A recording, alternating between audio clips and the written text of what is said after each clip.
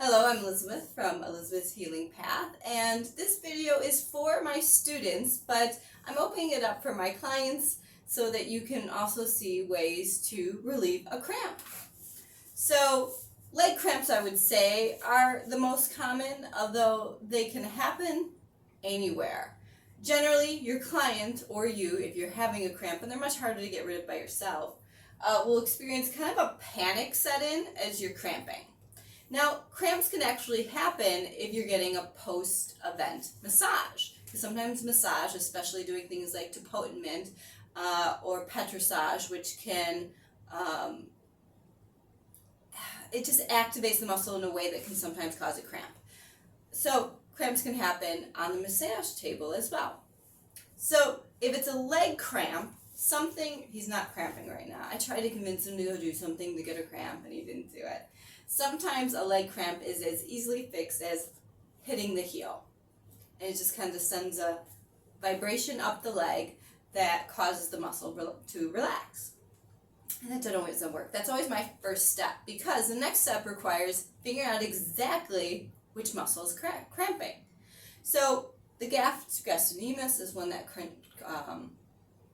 cramps often. So I would have him activate the gastrocnemius. So you want to activate the muscle that's cramping. So I'm going to say, you can't just say activate your gastrocnemius.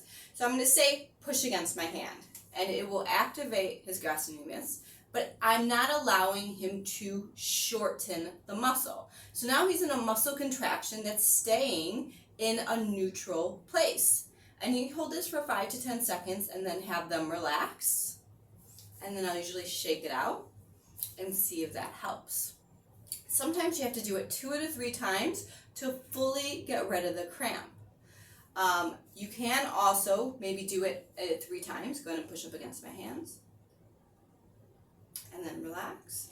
And then afterwards, going to a stretch. Sometimes that can feel really good. Sometimes that can be too much, depending on how they're feeling. So you contract the muscle without allowing it to shorten. And then I like to shake it off, and then you can go into a stretch. So a contract, relax, stretch. Now, so it's important you know which muscle is activated, which muscle is cramping, what you need to do to get the muscle to contract, and how you can stop it from being shortened. Generally, muscle contractions equal the shortening of the muscle, and that's what moves the joint. So that can be tricky if it's like the foot and you're trying to figure out, is it the bottom of the foot that they're panicked, and so you're like, is it the bottom of the foot, is it the top of the foot? Because it's the top of the foot, you're going to have them push up against my hand here, right? And then relax. If it's the bottom of the foot, you want them to push here. Something for the quad, it's a hip flexor, so you can say go ahead and lift up. And then relax.